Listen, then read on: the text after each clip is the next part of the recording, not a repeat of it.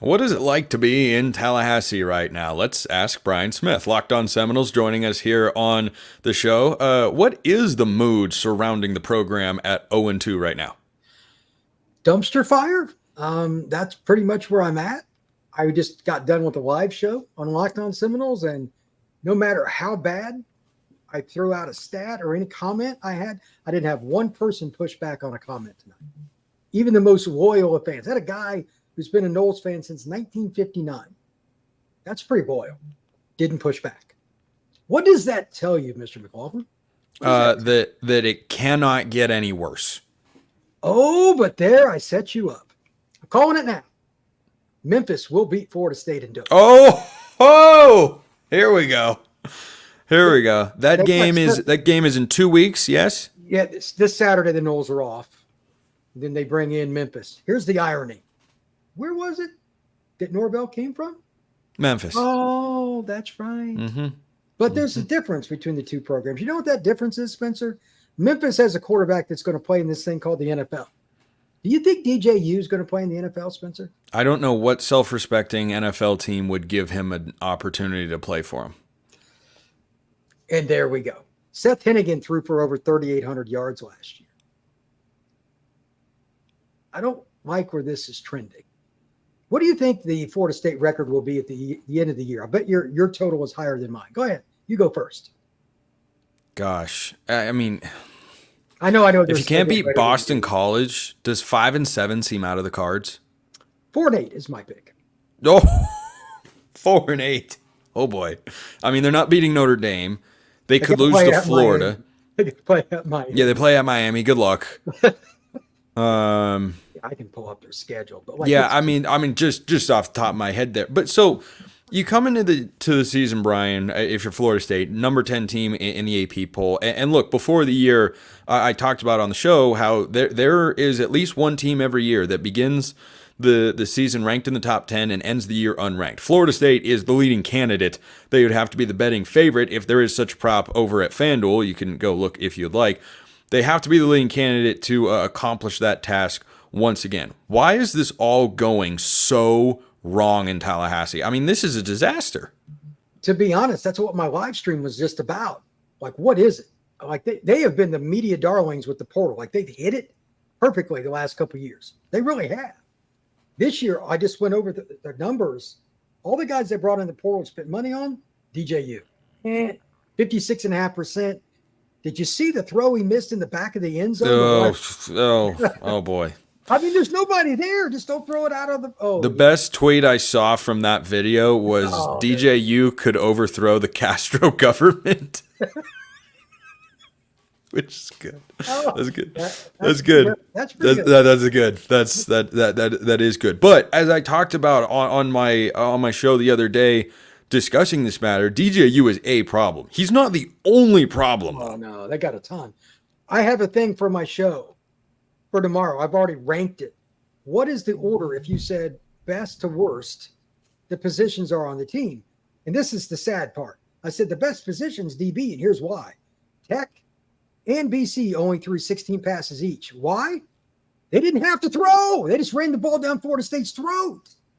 I mean, just by default, they haven't been tested. Think about this. BC threw for 104 yards, I believe it was, and beat Florida State by 2 touchdowns. In Tallahassee.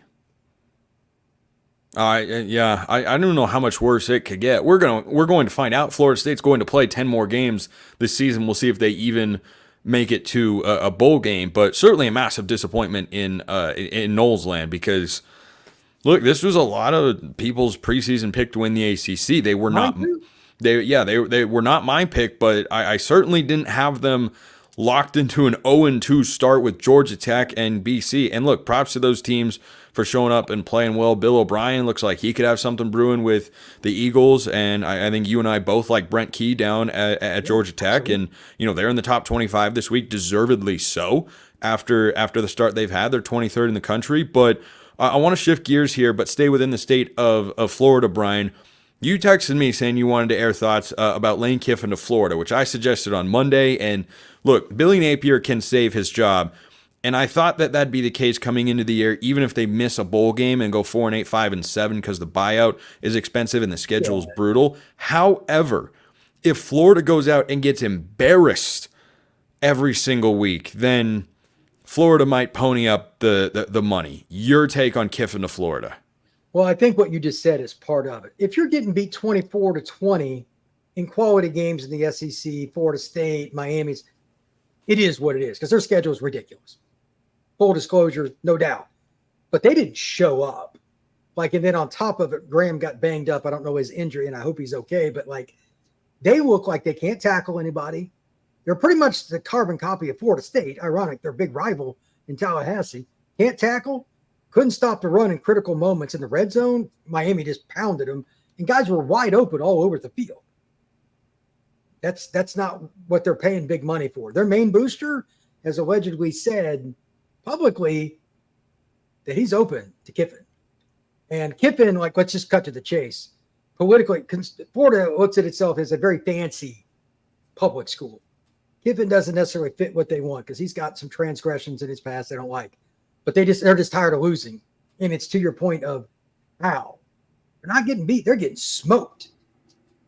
As a reminder to people, and I know most that follow Florida know this, but the back end of their schedule is Georgia, Texas, LSU, Ole Miss, and Florida State. The last one's not too bad now.